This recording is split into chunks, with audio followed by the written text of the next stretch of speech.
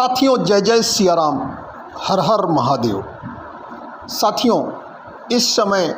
रामनगरी अयोध्या शिवमय है। देवाधिदेव महादेव के दीवाने कांवरिये इस समय अयोध्या नगरी के कोने कोने में भूत भावन भोलेनाथ का जयकारा लगाते घूम रहे हैं। यहाँ जय श्री राम या जय जय सिया राम के साथ में ओम नमः शिवाय, ओम नमः पार्वती पतये, हर हर महादेव के नारे आपस में घुले मिले फिजा में गूंज रहे हैं। अयोध्या में सामान्यतः ऐसा कम देखने को मिलता है। अयोध्या में भोलेनाथ की जय जयकार अयोध्या के एक हिस्से यानी राम की पैड़ी पर स्थित नागेश्वर नाथ मंदिर में ही एवं उसके आसपास सुनाई पड़ता है। बाकी पूरे शहर में जय सिया राम, जय जय सिया राम का ही जय घोष गूंजता रहता है।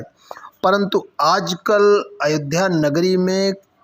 कोने कोने में, प्रत्येक जगह, मंदिर मंदिर में, हर जगह शिव भक्त कांवरिये भगवान भोलेनाथ का जय घोष करते घूम रहे हैं। देवाधिदेव महादेव के ये दीवाने अपनी मस्तानी चाल से रामनगरी में जगह जगह विचरण कर रहे हैं और साथ ही साथ यह लोग रामनगरी को एक ऐसी अद्वितीय आभा से भी जगमग कर रहे हैं जहां चारों तरफ भगवा ही भगवा नज़र आ रहा है। बल्कि यूं कहें तो अयोध्या में इस समय सड़कों पर दिखने वाले श्रद्धालुओं में 90% कांवरिये हैं, शेष 10% ही राम भक्त हैं जो सिर्फ दर्शन पूजन की अभिलाषा से आए हुए हैं। शेष 90% की अभिलाषा तो यही है कि वह पावन सलीला सरयू का जल लेकर के अपने अपने गंतव्य पर प्रस्थान करें और अपने अपने इच्छित एवं यथेष्ट स्थलों पर भगवान भोलेनाथ का सरयू जल से अभिषेक करें। सामान्य विभाजन है कि उत्तर भारत में मूलतः श्री हरि विष्णु के अवतार के रूप में प्रभु श्री राम की पूजा अर्चना एवं उनके मर्यादा, आदर्श, नीति एवं कौशल की चर्चा ही यहाँ होती है और उनके गुणगान को करके और उनके प्रति अपने भक्ति भाव को रख करके उसके प्रदर्शन से, उसकी एक ढंग से प्रतिष्ठा से लोग अपने इहलौकिक एवं पारलौकिक जीवन को सफल बनाने की चेष्टा और कामना करते हैं। वहीं दक्षिण भारत में मान्यता है कि शैव संप्रदाय के भगवान शिव के मानने वालों की संख्या ज़्यादा है। उत्तर भारत में हम देखते भी हैं कि आमतौर पे सुबह भगवान शिव को एक लोटा जल अर्पित करने एवं विशेष रूप से शिवरात्रि आज के अवसरों के पूजन को छोड़ दें तो शिव जी की कोई बहुत पूजा आराधना करने में लीनता तल्लीनता नहीं दिखाई पड़ती है। परंतु एक चीज़ जिसको सबको समझना चाहिए और लोग समझते भी होंगे, खूब समझते भी हैं कि भगवान शिव और भगवान राम में परस्पर उपास्य एवं उपासक का भाव था। दोनों एक दूसरे के उपास्य थे और दोनों ही एक दूसरे के उपासक थे। एक अगर कहीं पर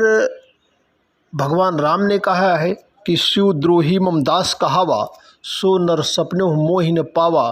अर्थात जो शिव का द्रोही होगा और मेरे प्रति भले उदासत्व का भाव रखे, मेरे प्रति समर्पण का भाव रखे, मेरी पूजा आराधना अभिनंदन करे, लेकिन वह मुझे सपने में भी प्रिय नहीं हो सकता, इस नाते मुझे नहीं पा सकता। तो वहीं दूसरी तरफ भगवान शिव भी कह रहे हैं कि तुम पुनि राम राम दिन राति, सादर जपहु अनंग अराती। अर्थात कि वह माता सती को, माता पार्वती को कह रहे हैं कि तुम्हें भी दिन रात राम राम का जाप करना चाहिए। इस ढंग से आप देख रहे हैं कि यह कहीं न कहीं परस्पर देवो भव, संत जनों ने इसे परस्पर देवो भव वाला भाव कहा है, जहाँ एक दूसरे को दोनों ईश्वर मान रहे हैं और कहीं किसी प्रकार के द्वेष या द्वैत की चर्चा या कल्पना है ही नहीं, की ही नहीं जा सकती। आपको कागभुसुंडी जी का प्रकरण याद आ रहा होगा जिसमें आप स्मरण कर पा रहे होंगे या फिर मैं स्मरण कराने की कोशिश करूं कि जब कागभुसुंडी जी गरुड़ जी महाराज को कथा सुना रहे हैं और अपने को वह परम शिव भक्त बताते हुए और शिव जी द्वारा ही खुद को स्थापित कर दिए जाने की बात कहते हुए कह रहे हैं।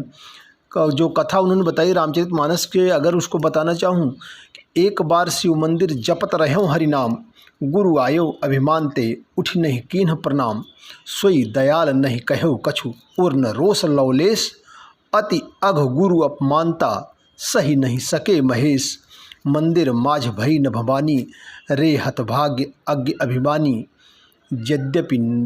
तव गुरु के नहीं क्रोधा, यद्यपि तव गुरु के नहीं क्रोधा, सोई कृपाल चित सम्यक बोधा, जो नहीं दंड करो खल तोरा, भ्रष्ट हुए श्रुति मार्ग मोरा। और शंकर जी परम क्रोधित हुए हैं और लिखा है गोस्वामी जी ने कि मंदिर माझ भई न भवानी रे हतभाग्य अज्ञ अभिमानी। तो जो उन्होंने श्राप दिया है कि रहु बिटप कोटर मह जाई,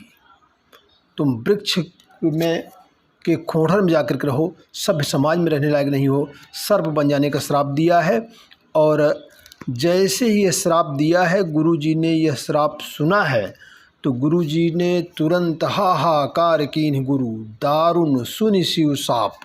गुरु जी शिव जी के श्राप को सुनते ही हाहाकार कर उठे, चित्कार कर उठे। और गुरु जी ने फिर बहुत ही सुंदर प्रार्थना शिव जी की है, शिव जी को रिझाने मनाने का प्रयास किया है, अपने शिष्य के तारण के लिए, शिष्य के उद्धारण के लिए। प्रार्थना आप सबको पता है, नमामि शमीशान निर्वाण रूपम विभुम व्यापकम ब्रह्म वेद स्वरूपम निजम निर्गुणम निर्विकल्पम निरीहम चिदाकाशमाकाश वसम भजेहम। फिलहाल बात हो रही है अयोध्या के शिवमय होने की। तो ये शिव भक्त कांवरिये अयोध्या में चारों दिशाओं में, बल्कि यूँ कहें मठ मठ मंदिर मंदिर गलियों में, होटलों पर, ढाबों पर, चाय पान की दुकानों पर, हर जगह इन्हीं का बोलबाला है,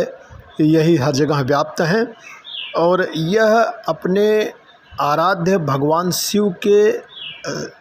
अवतार प्रभु हनुमान जी का, जो अयोध्या सरकार, अयोध्या कोतवाल भी कहे जाते हैं, हनुमान जी का भी दर्शन पूजन करने पहुंच रहे हैं, भगवान रामलला का दर्शन पूजन कर रहे हैं,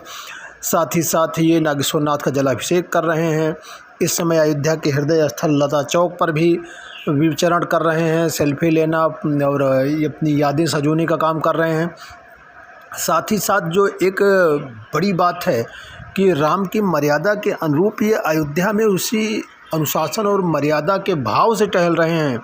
बल्कि यूँ कहें कि यह अपने श्रद्धा के अतिरिक्त एकदम जैसे आँख कान बंद किए हुए हैं,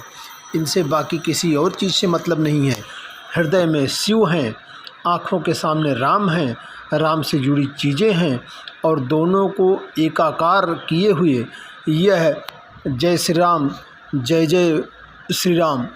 जय सिया राम, हर हर महादेव, ओम नमः शिवाय, ओम नमः पार्वती पतये, हर हर महादेव का नारा लगाते हुए, जयकारा करते हुए, या नहीं नारा लगा रहे हैं, नहीं जयकारा कर रहे हैं, तो मन ही मन प्रबोध करते हुए, याद करते हुए, स्मरण करते हुए, चिंतन करते हुए, अपने यथेष्ट के प्रति अपनी श्रद्धा के भाव का प्रकटन करने के लिए या तो सरयू तट की तरफ बढ़े चले जा रहे हैं, स्नान कर रहे हैं, दर्शन पूजन कर रहे हैं, या फिर जल लेकर के प्रस्थान कर रहे हैं। यहाँ एक बात स्पष्ट करूं कि अभी जो कांवरिया अयोध्या में दिखाई दे रहे हैं, यह राष्ट्रीय राजमार्ग के ज़िलों, जिसमें पूर्वी ज़िले बस्ती, गोरखपुर, संत कबीर नगर, सिद्धार्थ नगर, गोंडा आदि के कांवरिये हैं। इन क्षेत्रों में यह जलाभिषेक अपने अपने यथेष्ट स्थलों पर शिवरात्रि पर किया जाता है, और इसलिए यह आ गए हैं अयोध्या। अभी एक दूसरे रूट, जिसको आप अम्बेडकर नगर, एनटीपीसी या पूर्वी रूट कहेंगे, दक्षिणी रूट कह लें, पश्चिमी रूट कह लें, इस सब के कांवड़ी आना शेष हैं, और यह सब नागपंचमी के आसपास आएंगे। कुल मिलाकर पखवाड़े भर तक अयोध्या शिवमय रहने वाली है, और देवाधिदेव महादेव के जयकारे भगवान श्री राम के जयकारों के साथ मिश्रित होकर अयोध्या की फिजा में गूंजते रहेंगे। देवाधिदेव महादेव एवं उनके अन्य उपास्य एवं उपासक प्रभु श्री राम आप सबका कल्याण करें। इसी भावना के साथ सबको सादर जय जय सिया राम, ओम नमः शिवाय, हर हर महादेव।